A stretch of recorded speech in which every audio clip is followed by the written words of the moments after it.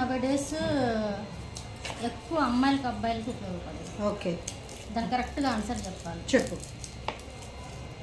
ఇప్పుడు జనరేషన్ కంటే అప్పుడు జనరేషన్లో ఒక మనిషికి మనిషి చాలా వాల్యూ ఇచ్చేవారు. అవును, అవునా? అవును. కానీ ఇప్పుడు ఆ వాల్యూస్ అనేది గ్రాడ్యువల్లీ తగ్గిపోయింది. సో దీన్ని బట్టి ఎక్కువ జనాలు దెబ్బతింటుంది ఎక్కడ అంటే లవ్ విషయం. సో ఇప్పుడు నాకు చెప్పు,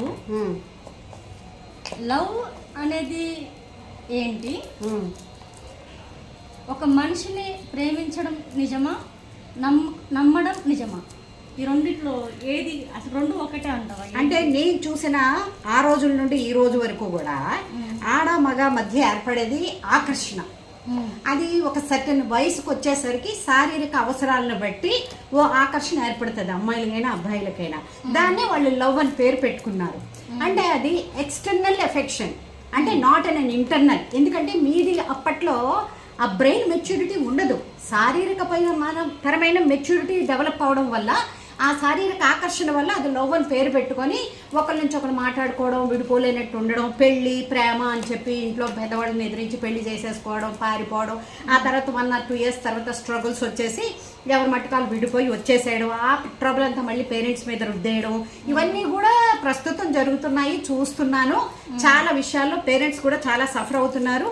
ఇంకేంటంటే నువ్వు అడిగిన ప్రశ్నకి ప్రేమ అనేది తల్లిదండ్రులు ఎందుకు ప్రేమ అని అనరు? తల్లిదండ్రుల దగ్గర పుట్టారు కదా, చిన్నప్పటి నుంచి వాళ్ళు పెంచారు కదా, వాళ్ళు తినకపోయినా మీకు అన్ని పెట్టి పెంచారు కదా, అది ప్రేమ కదా. దాని ప్రేమని ఎందుకు అనరు?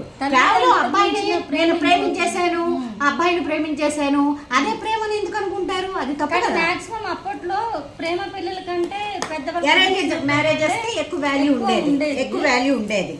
అంటే అరేంజ్డ్ మ్యారేజెస్ లో కూడా ఫెయిల్యూర్స్ ఉన్నాయి.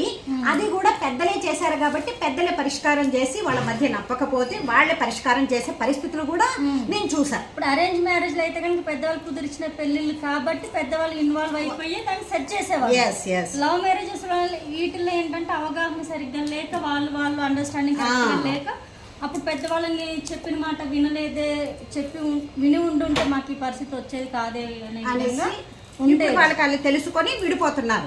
కానీ ఈ విడిపోవడం వల్ల సఫర్ అయ్యేది ఎవరు? వీళ్ళ మధ్య ఎవరైనా బిడ్డలు పుట్టారనుకో వాళ్ళు సఫర్ అవుతారు. బిడ్డలు పుట్టకపోయినా వీళ్ళు మొదటి చేసింది పొరపాటు, నెక్స్ట్ ఆ పొరపాటు రిపీట్ కాకూడదని మళ్ళీ నిర్ణయాలు తీసుకొని మళ్ళీ అందులోనే కాలేస్తారు. ఎందుకంటే ఇండివిజువల్ లైఫ్ ఎక్కువైపోయింది. ఆడ మగ కూడా ఇద్దరు కూడా ఎర్నింగ్ కెపాసిటీ పెరిగి